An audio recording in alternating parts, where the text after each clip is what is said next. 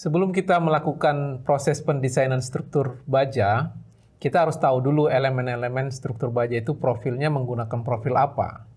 Karena baja itu profilnya berbeda dengan struktur beton. Dia punya bentuk-bentuk tersendiri untuk struktur baja. Kalau beton dia bentuknya bebas, tergantung selera dari perencana. Kalau baja, kita tergantung dari produsen bajanya memiliki profil apa yang disediakan. Nah, di video Blackboard kali ini kita akan membicarakan tentang profil baja yang umumnya digunakan pada struktur baja. Oke, kita mulai dari profil yang paling sering digunakan, yaitu profil siku. Bagaimana profil siku itu? Bentuknya seperti huruf L. Profil siku ini paling sering digunakan untuk rangka batang, khususnya seperti di Menara Sutet itu, atau di rangka atap sering menggunakan profil siku. Profil yang lain adalah yang dikatakan sebagai profil kanal. Bentuknya menyerupai seperti huruf C. Ya. Dan profil yang lain yang banyak digunakan untuk balok-balok baja, yaitu profilnya seperti huruf I. Ya, profil seperti ini di Indonesia dikenal dengan sebutan profil WF. Ini banyak digunakan untuk struktur baja, khususnya balok atau gelagar-gelagar di jembatan banyak menggunakan profil WF. Dan untuk arsitektur yang senang menggunakan profil-profil pipa, ada juga pilihannya pipa kotak seperti begini atau pipa bulat. Ya, ini profil-profil yang umum dijumpai pada struktur baja. Nah, kita menjelaskan sedikit nanti masing-masing profil yang menjadi tujuan kita adalah menjelaskan bagaimana nomenklatur masing-masing profil ini. Karena setiap produsen baja akan memproduksi berbagai jenis siku, C, I, pipa, dan seterusnya. Sehingga setiap profil baja itu dikasih nomenklatur penamaan untuk mempermudah proses pemilihan penampangnya. Jadi kita mulai dengan profil siku seperti ini. Profil siku itu biasanya itu penamaannya menggunakan huruf L, ya. L. Nah, angka selanjutnya yang digunakan itu adalah dimensi dari profil siku ini. Berapa lebar dia kakinya ini dan berapa tinggi kakinya ini. Misalkan contohnya saya pilihkan profil 70 76. Ya, biasanya ini pakai titik atau pakai kali, bisa juga kadang-kadang penamaannya. Jadi angka pertama ini adalah menyatakan nilai ini. Ini 70 dan ini juga 70. Ini angka yang kedua. Dan angka yang ketiga ini itu adalah tebalnya. Tebal pelat yang digunakan untuk profil baja siku ini. Dan biasanya tebal ini dan tebal ini sama, makanya hanya satu angka. Ya. Namun tidak semua profil siku itu kaki yang vertikal dengan yang horizontal sama panjang. Ada juga yang tidak sama panjang. Itu profil siku yang bentuknya satu kaki lebih panjang dibanding yang lainnya. Seperti begini. Penamaannya masih sama. Misalkan ini saya pilihkan profil siku yang 150, 90, dan tebalnya 10. Sehingga penamaannya adalah 150, 90, 10. Ya, itu profil siku.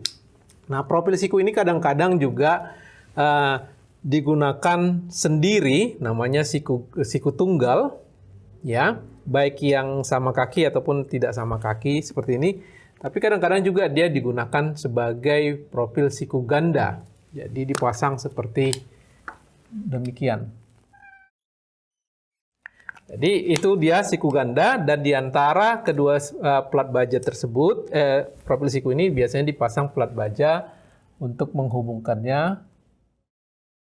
Ini namanya plat buhul, yang kemudian kedua siku tersebut bisa disambung menggunakan baut, bisa juga menggunakan sambungan las. Ya, itu yang profil siku. Penamaannya bagaimana biasanya?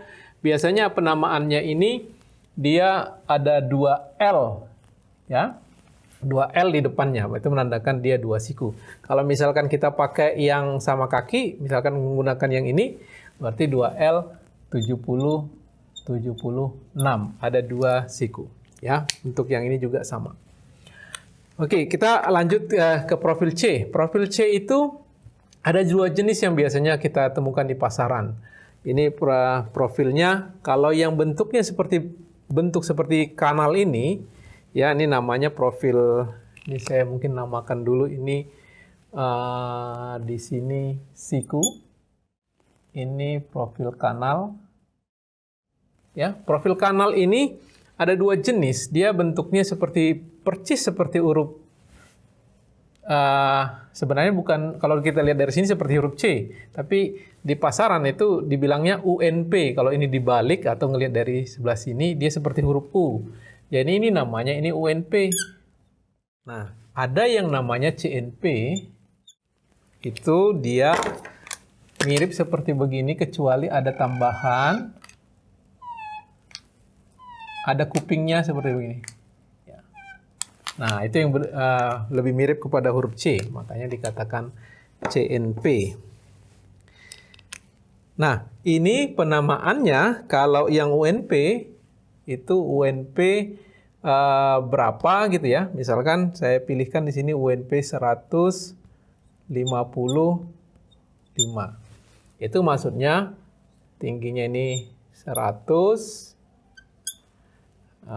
terus lebarnya ini 50 dan tebalnya ini 5. Jadi UNP 155 atau kadang-kadang juga dibilang U155.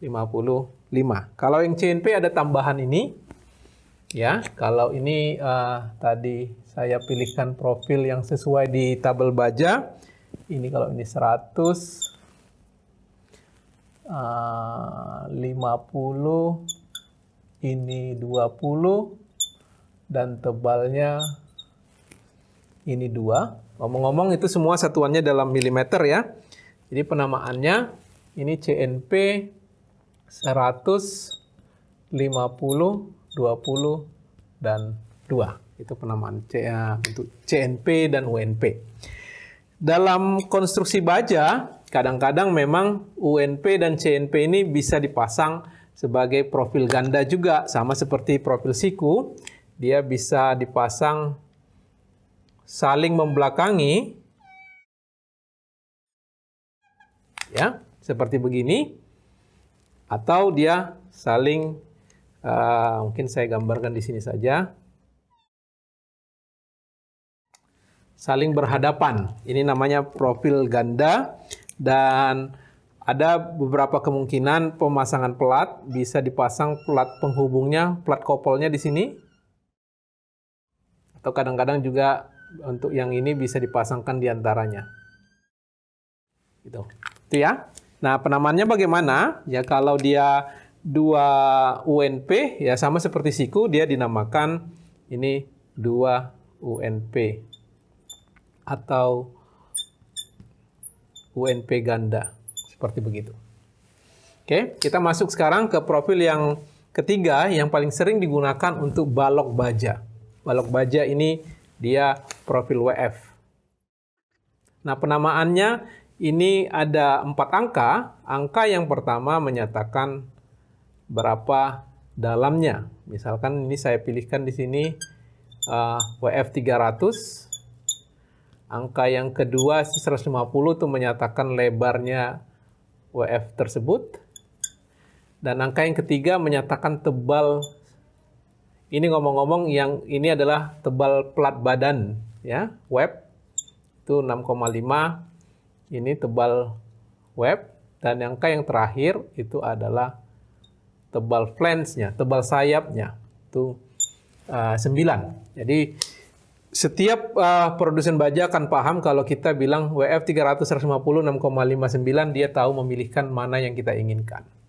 Nah, profil ini sebenarnya lumayan banyak variasi yang bisa kita dapatkan di pasaran.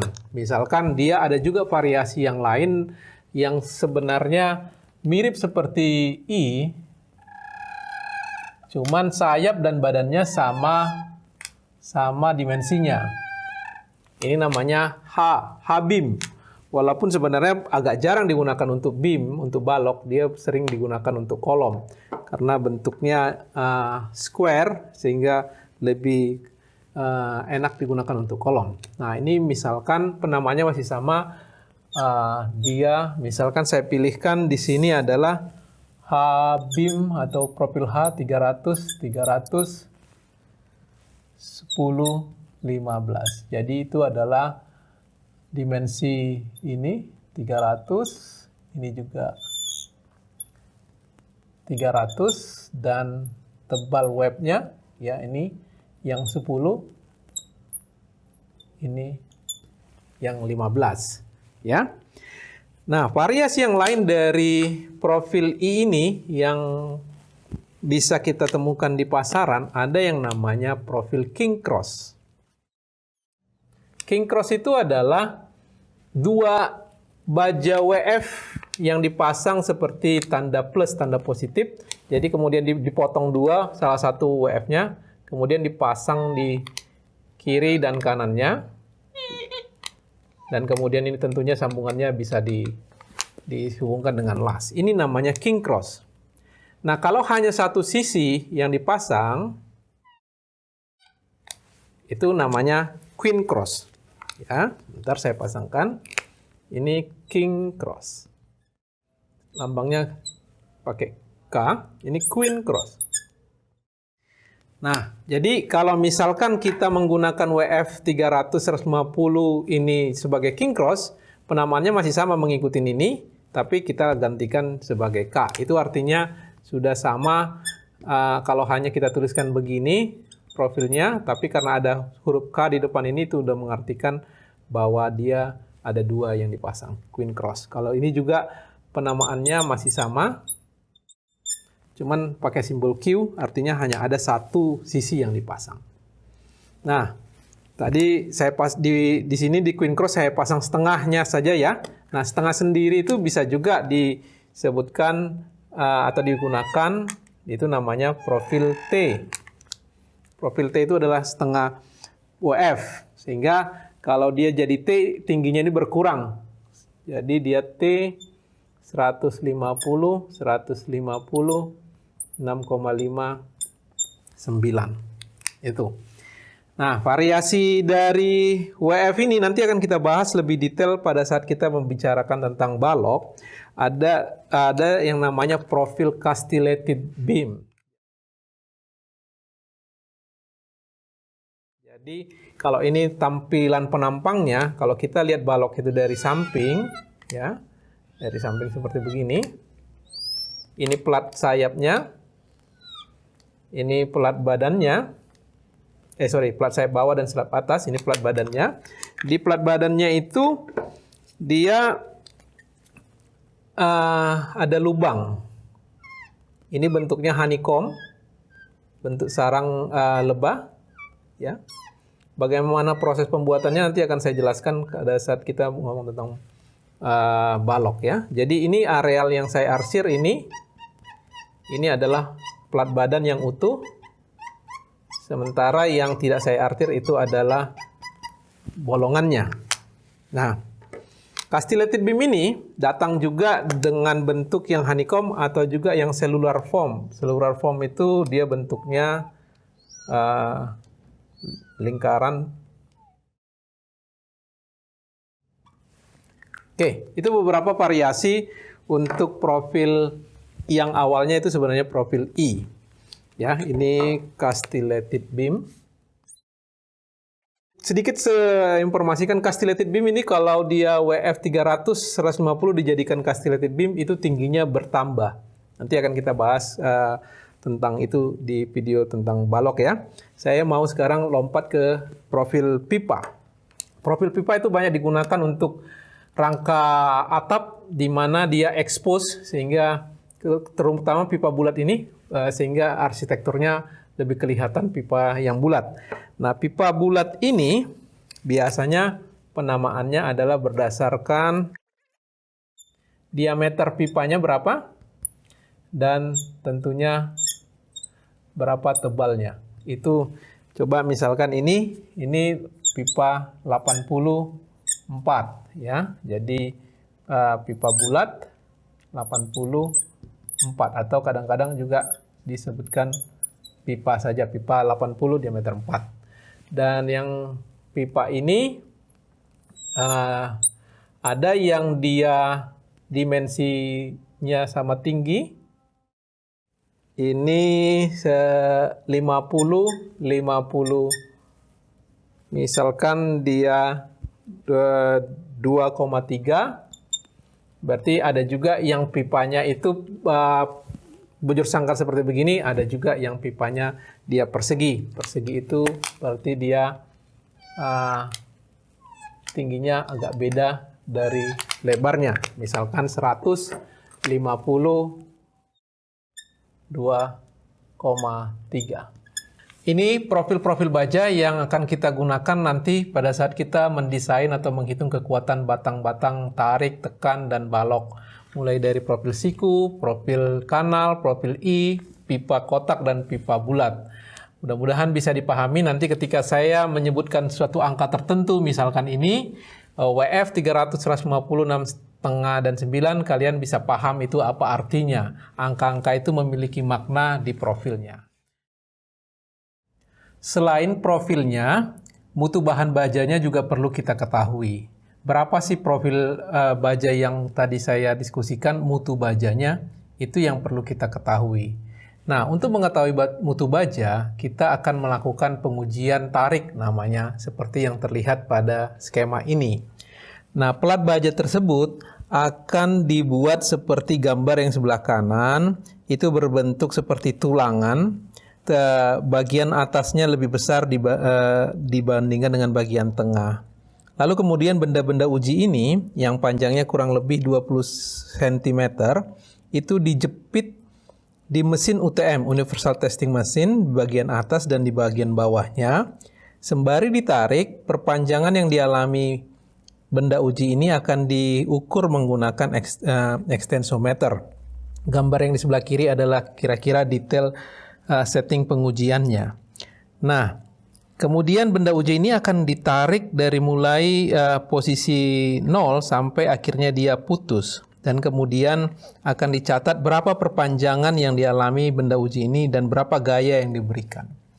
Kalau kita hitung berapa gaya yang diberikan dibagikan dengan luas pelat baja yang digunakan sebagai benda uji, kita akan mendapatkan tegangan.